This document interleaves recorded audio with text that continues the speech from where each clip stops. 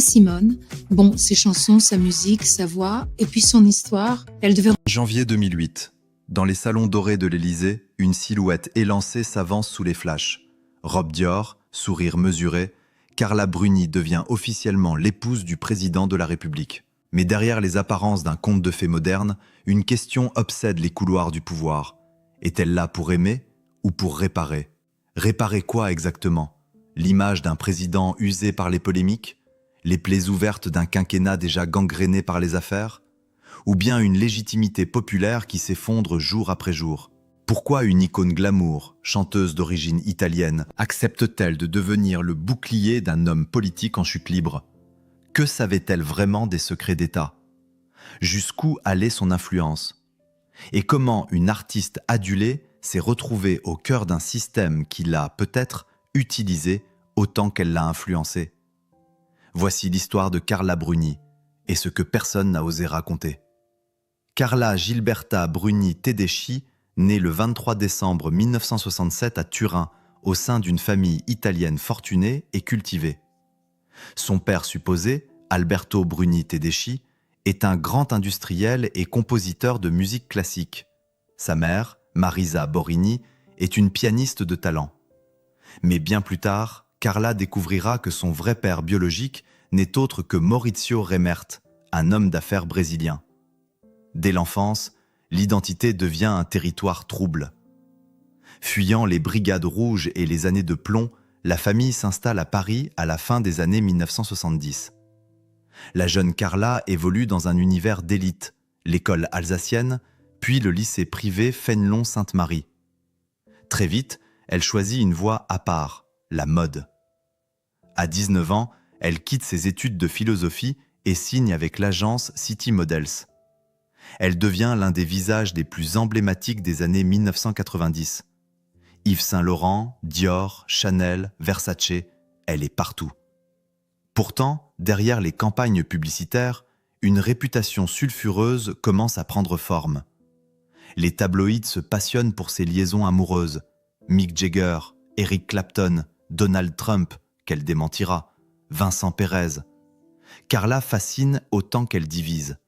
Elle devient le symbole d'une beauté sophistiquée, intellectuelle, un brin manipulatrice selon certains. En 2002, elle change radicalement de trajectoire et sort son premier album, Quelqu'un m'a dit, acclamé par la critique et le public. C'est un succès inattendu, presque désarmant. Avec sa voix douce et ses textes mélancoliques, Carla Bruni devient une véritable artiste. Elle enchaîne les albums, s'impose dans la chanson française, multiplie les collaborations avec Julien Clerc, Henri Salvador, Benjamin Biolay. Mais au sommet de sa carrière musicale, un virage inattendu surgit. En novembre 2007, la presse People révèle une rumeur. Carla Bruni fréquenterait Nicolas Sarkozy, président fraîchement élu, récemment divorcé de Cécilia Attias. Les deux se rencontrent à un dîner organisé par Jacques Séguéla. Quelques semaines plus tard, les photographes les surprennent à Disneyland Paris. Le choc est immense. Une artiste de gauche, féministe, cosmopolite, entame une idylle fulgurante avec un président hyperactif, clivant, soupçonné de favoriser les riches et de courtiser les puissants. À peine 3 mois après leur rencontre, le couple se marie à l'Élysée. Le 2 février 2008, Carla Bruni devient la première dame de France. Ce mariage n'a rien d'anodin. Il ne marque pas seulement l'union de 2 célébrités. Il change radicalement l'image présidentielle. Fini la gravité gaullienne, place à une communication plus glamour, plus people, mais aussi plus risquée. Car à ce moment-là, Nicolas Sarkozy est en difficulté.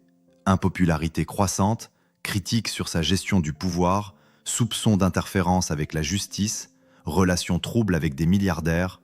Certains observateurs murmurent que l'Élysée cherche un contre-feu médiatique.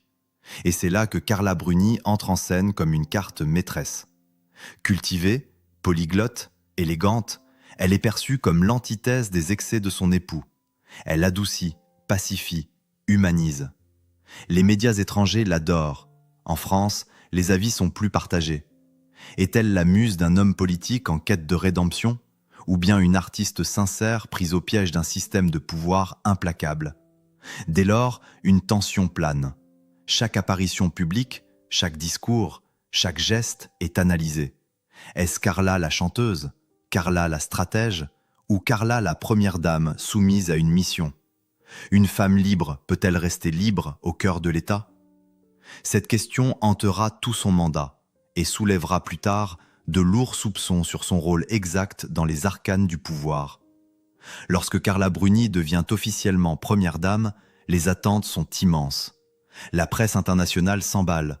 The Guardian parle d'une Jackie Kennedy à la française, tandis que Der Spiegel loue une femme capable de faire oublier les outrances de son mari. Très vite, elle devient l'arme douce d'un pouvoir de plus en plus attaqué. Son rôle ne se limite plus à tenir la main du président lors des dîners d'État. Carla Bruni endosse une mission: redorer le blason de la France et surtout celui de Nicolas Sarkozy. En apparence, elle s'adapte avec grâce. Elle maîtrise les codes diplomatiques, arbore des tenues sobres mais impeccables, signées Dior, Givenchy ou Louboutin, tout en gardant ce charme aristocratique à l'italienne qui la distingue. Elle accompagne le président à Londres, New York, Pékin, Tel Aviv. Elle s'entretient avec Michelle Obama, chante pour Nelson Mandela, visite des hôpitaux en Afrique pour sa fondation en faveur de l'accès à la culture et à la santé. Le soft power à la française semble renaître sous son impulsion. L'image du couple présidentiel fait le tour du monde. Et pourtant, en coulisses, l'inquiétude grandit. Car la médiatisation fulgurante de Carla Bruni-Sarkozy interroge. Est-ce encore de la communication institutionnelle ou une opération de diversion savamment orchestrée? Plusieurs journalistes politiques notent que dans les moments les plus sensibles du quinquennat, révélations sur l'affaire Bettencourt, soupçons dans l'affaire Karachi, tensions avec la presse, l'Élysée diffuse systématiquement des images du couple présidentiel complice, voire fusionnel. Dans les colonnes du Canard enchaînées, certains chroniqueurs parlent d'un effet Bruni, un halo glamour capable de détourner l'attention médiatique. Mais Carla Bruni n'est pas qu'un ornement. Elle a des convictions, des réseaux, des avis tranchés. Selon des témoignages recueillis dans les coulisses du palais, elle s'implique dans la communication présidentielle, donne son avis sur certaines nominations, s'entretient avec des journalistes en off. Un ancien conseiller affirme « Elle savait à qui parler, comment lisser d'images. Elle avait cette capacité à neutraliser une crise par une interview dans Elle ou Paris Match. Dans ces médias, où elle conserve des amitiés durables, Carla apparaît comme une femme sensible, passionnée, presque naïve. Mais d'autres, en interne, parlent d'une stratège redoutable. La ligne est mince entre influence et manipulation. L'une de ses décisions les plus discutées survient en 2009, lorsqu'elle impose au palais l'idée de revenir sur le terrain artistique. Elle enregistre un nouvel album, Comme si de rien n'était, distribué par Naïve, avec la bénédiction discrète de l'Élysée. L'opinion publique s'interroge. Peut-on être chanteuse et première dame? N'y a-t-il pas conflit d'intérêts, ou au moins confusion des genres? L'album est un demi-succès. Les critiques musicaux sont partagés, mais politiquement, l'impact est fort. Le président paraît modernisé, moins rigide, plus ouvert. Pourtant, cet équilibre fragile vacille dès 2010. Le quinquennat entre dans sa phase descendante. Les affaires se multiplient. L'image de Nicolas Sarkozy s'effondre dans les sondages. Certains barons de droite réclament une rupture de style. Dans ce contexte, Carla Bruni semble de plus en plus isolée. Ses apparitions se raréfient. Elle évite les questions politiques, refuse les débats. Mais son silence commence à devenir gênant. Un article de Marianne évoque la femme qui se voulait libre et qui devient invisible. Pire, certaines voix critiques estiment qu'elle est devenue la vitrine propre d'un pouvoir sale. Un éditorialiste du Nouvel Observateur ironise. Elle a tout de la première dame idéale, à condition de ne jamais regarder derrière le rideau. La tension culmine en 2011 lorsque Carla Bruni tombe enceinte. L'événement est annoncé comme une bénédiction. Mais très vite, les soupçons surgissent. N'est-ce pas une manœuvre émotionnelle pour regagner l'opinion? D'autant plus que cette même année éclate le scandale Big Malion, prémisse d'une série judiciaire qui poursuivra longtemps Nicolas Sarkozy. Dans un documentaire de France 3, un ancien proche du président glisse cette phrase troublante. Elle savait très bien ce qu'elle représentait. Et elle l'a utilisé, sans jamais le dire à voix haute. Carla Bruni, dans ses rares interviews, esquive les polémiques. « Je ne suis pas femme politique », répète-t-elle. Mais derrière ce refrain, une question persiste. Peut-on être à la fois témoin, complice et victime d'un système qui vous dépasse? À mesure que le quinquennat de Nicolas Sarkozy avance, les nuages s'accumulent. Si la France officielle continue de célébrer le charme discret de Carla Bruni, les cercles du pouvoir, eux, se tendent. Plusieurs scandales politiques majeurs éclatent en série, menaçant non seulement l'image du président, mais aussi celle de son épouse. Car à mesure que le pays découvre les dessous de la gouvernance Sarkozy, une question se pose avec de plus en plus d'insistance. Que savait Carla Bruni? L'affaire Bettencourt, tout d'abord, explose au grand jour en 2010. Accusation de financement illégal de campagne, enveloppe remise en liquide, enregistrement clandestin entre la milliardaire Liliane Bettencourt et son entourage. À chaque nouveau rebondissement, l'Élysée tente de désamorcer. Et toujours, curieusement, Carla Bruni apparaît dans les médias à des moments stratégiques, évoquant la musique, la maternité ou ses lectures du moment. Paris Match, Le Figaro, Madame, Gala, des titres où elle garde des entrées historiques, héritées de ses années de mannequinat. Certains journalistes parlent alors d'un rideau Bruni, une tactique bien huilée pour détourner les regards. Mais ce qui choque davantage, c'est ce que la première dame ne dit pas. Lorsqu'on l'interroge sur les multiples affaires entourant son mari, elle répond avec un calme troublant. « Je suis une artiste, je ne m'occupe pas de politique. » Une réponse qui, pour beaucoup, sonne comme une esquive. Pourtant, des proches rapportent que Carla était bien plus qu'une simple spectatrice. Elle aurait, selon plusieurs sources citées par Le Monde, contribué à calmer certains journalistes ou à convaincre des proches de rester discrets. Puis vient le dossier le plus explosif, la Libye. En mars 2011, Nicolas Sarkozy engage la France dans une opération militaire contre le régime de Mouammar Kadhafi, une décision applaudie par la scène internationale. Mais très vite, une rumeur s'insinue. Et si ce président, qui bombardait Tripoli, avait lui-même reçu des fonds de Kadhafi pour sa campagne de 2007? L'accusation, d'abord relayée par Mediapart, devient une bombe médiatique. Des transferts d'argent présumés, des valises pleines de cash, des témoignages troubles d'intermédiaires libyens. Carla Bruni, pendant ce temps, reste murée dans le silence. Pourtant, l'Élysée vacille. L'ombre de la trahison et de la compromission plane sur le palais. Un ancien conseiller, sous anonymat, rapporte au Nouvel Obs. Carla était furieuse. Elle savait que ses affaires pouvaient tout détruire. Elle a tenté d'imposer un silence total, un verrouillage complet de l'image présidentielle. Mais comment verrouiller l'invisible? Car d'autres voix, en coulisses, commencent à parler d'un triangle trouble mêlant Carla Bruni, son mari, et certains magnats du luxe ou de la presse. On évoque des déjeuners secrets avec Dominique Dessaignes, PDG du groupe Lucien Barrière, soupçonné d'avoir financé des événements liés à la campagne Sarkozy. D'autres citent Bernard Arnault, à qui Carla Bruni aurait demandé conseil pour gérer certaines crises. Rien n'est prouvé, mais tout devient rumeur. En 2012, dans la dernière ligne droite de la campagne présidentielle, Carla Bruni donne une interview énigmatique à RTL. Elle y déclare « Je suis fière de mon mari. Il a été courageux dans les tempêtes. Mais la France ne semble plus écouter. Les tempêtes, justement, sont devenues trop nombreuses. Le 6 mai 2012, Nicolas Sarkozy perd face à François Hollande. Carla Bruni disparaît des écrans. On l'a dit épuisée, blessée, déçue par un pays qui l'aurait rejetée. Mais ce silence, encore une fois, intrigue. Que s'est-il vraiment passé dans les coulisses de cette présidence assiégée par les affaires? Quelle fut la part réelle de Carla Bruni dans la gestion des crises, des silences, des dissimulations? En 2013, dans un article long format de Vanity Fair, un ancien attaché de presse confie « Elle savait tout. Elle lisait tous les dossiers sensibles. Elle n'était pas là par hasard. Elle gérait les passages TV, les couvertures de magazines.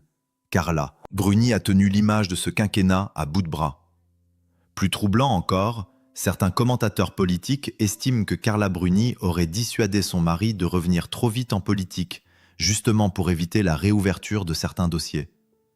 Mais le destin est ironique. En 2021, Nicolas Sarkozy est condamné dans plusieurs affaires, écoute, corruption, Big Malion. Et chaque fois, c'est Carla Bruni qui monte au créneau sur Instagram ou dans les médias pour défendre son mari.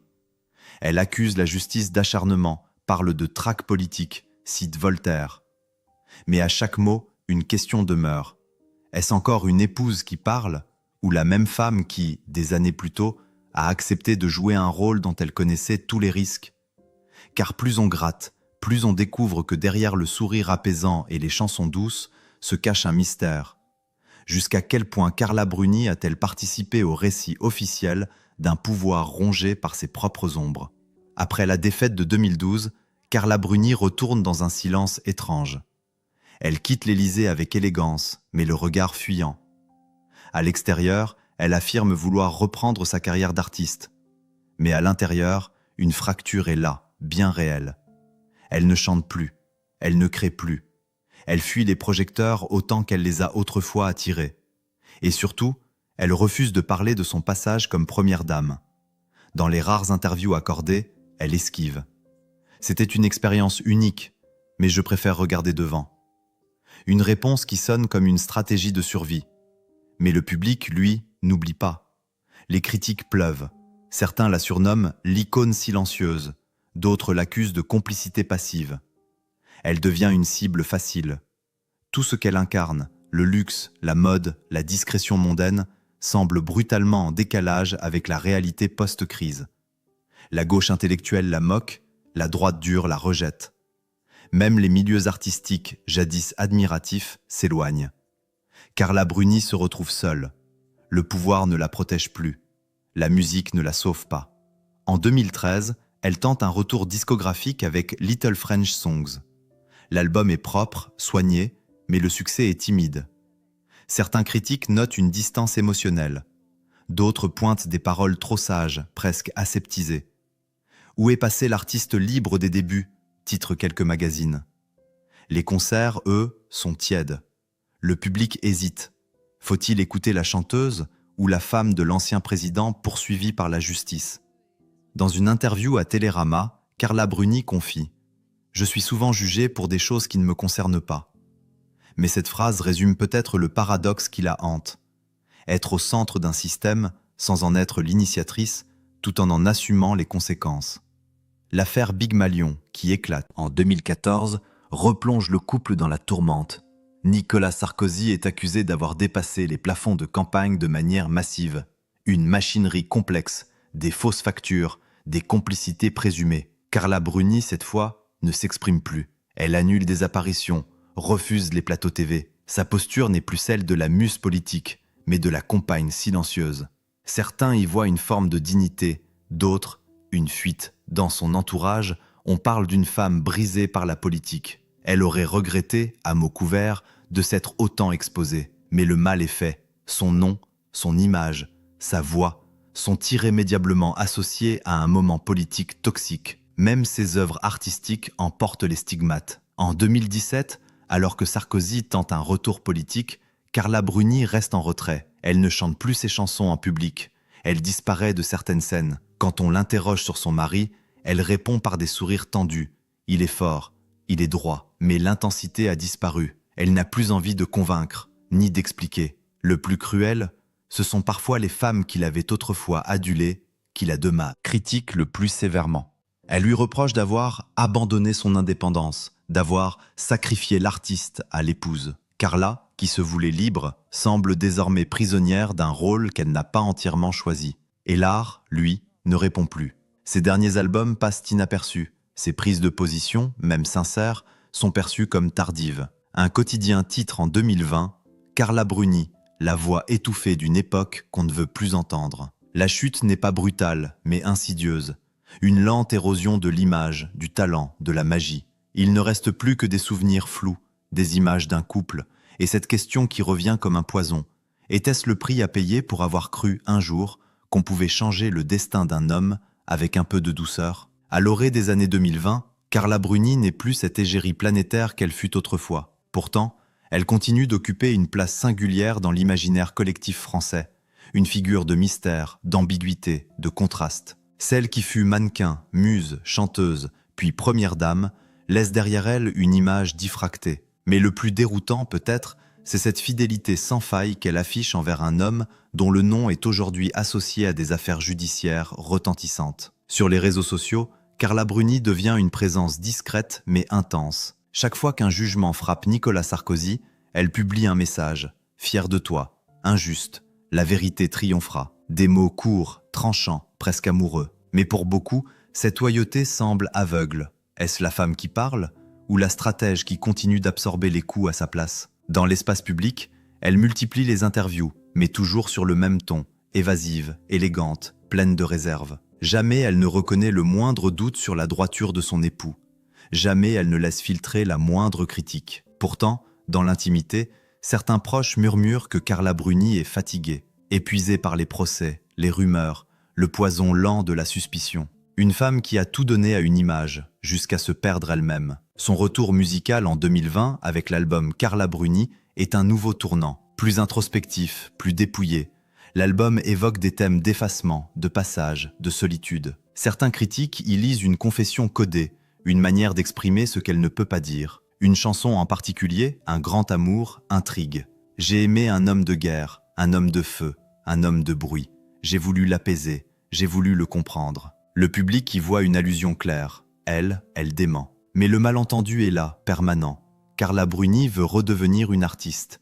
Mais l'histoire ne l'autorise plus à l'être simplement. Elle est devenue un symbole politique, malgré elle. Le paradoxe devient insupportable. En cherchant à lisser l'image du pouvoir, elle a brouillé la sienne. En protégeant un homme que la justice poursuit, elle a perdu la confiance d'un public qui, un jour, l'avait portée au nu. En voulant tout réparer, elle a tout mélangé. Alors que certains anciens présidents s'effacent, Carla, elle, reste. Avec ses mots feutrés, ses sourires prudents, ses silences lourds. Une survivante d'un quinquennat empoisonné. Mais aussi, peut-être, une femme qui n'a jamais pu dire sa vérité. Et nous, que voyons-nous? Une épouse loyale? Une artiste sacrifiée? Ou un personnage qui, en se taisant, nous a dit bien plus qu'on ne l'imagine? Aujourd'hui, plus d'une décennie après avoir quitté l'Élysée, Carla Bruni demeure un mystère vivant. Elle chante à nouveau, poste des photos familiales sur Instagram, soutient publiquement son mari, se fait rare dans les débats. Mais l'image est brisée. Les visages se superposent. L'icône mode, la musicienne intime, l'épouse présidentielle, la gardienne du silence. Aucun n'efface les autres. Tous coexistent dans une tension permanente. Son héritage est-il celui d'une artiste? Peut-être, mais même là, la confusion règne. Ses albums sont écoutés autant pour ses mots que pour les fantômes qu'il réveille. La voix douce, autrefois célébrée pour sa sincérité, est désormais traversée de soupçons. Est-ce une confidence ou une mise en scène? Une confession ou un écran de fumée? Et en politique, Carla Bruni n'a jamais détenu de mandat, ni revendiqué un rôle décisionnel. Pourtant, son passage à l'Élysée a profondément marqué la perception du pouvoir en France. Pour la première fois, une première dame fut aussi une figure internationale préexistante, avec sa propre notoriété, ses réseaux, sa musique. Elle n'a pas suivi un président, elle l'a précédé dans les médias, dans l'imaginaire collectif. Cela seul suffisait à déranger. Mais ce qui interroge le plus, c'est ce rôle de réparatrice tacite qu'elle semble avoir accepté. La société française, en crise identitaire, rêvait d'une figure féminine rassurante pour contrebalancer l'hyperprésidence masculine, clivante, rugueuse de Nicolas Sarkozy. Et Carla Bruni, volontairement ou non, a rempli cette fonction. Avec grâce, avec ambiguïté, avec un coup. Ce coup, elle le paie encore. L'oubli sélectif du public, la suspicion tenace, l'impossibilité de se réinventer pleinement. Même ses ennemis politiques évitent de l'attaquer frontalement, comme si un certain respect ou une gêne persistait. Parce qu'au fond, personne ne sait si elle fut actrice ou victime. Le plus troublant, c'est ce qu'elle n'a jamais dit. Pendant 15 ans, Carla Bruni a traversé des orages sans jamais écrire un livre, sans jamais livrer une interview explosive, sans jamais rompre avec l'homme qu'elle a choisi. Elle a tout enduré, ou presque, en silence. Certains y voient une preuve d'élégance, d'autres une abdication. Mais que reste-t-il alors?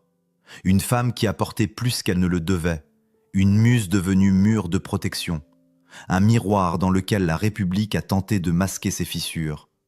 Et au milieu de tout cela, une question ouverte, suspendue. Peut-on aimer sincèrement et malgré soi, devenir l'outil d'un récit qu'on ne contrôle plus? Carla Bruni ne répondra sans doute jamais. Et c'est peut-être cela, son ultime énigme. Ne jamais trancher, Ne jamais accuser, ne jamais avouer. Laisser les autres reconstruire une vérité à sa place. Une vérité forcément incomplète, forcément dérangeante. Et vous, croyez-vous qu'une femme puisse traverser le feu du pouvoir sans y perdre une part d'elle-même ?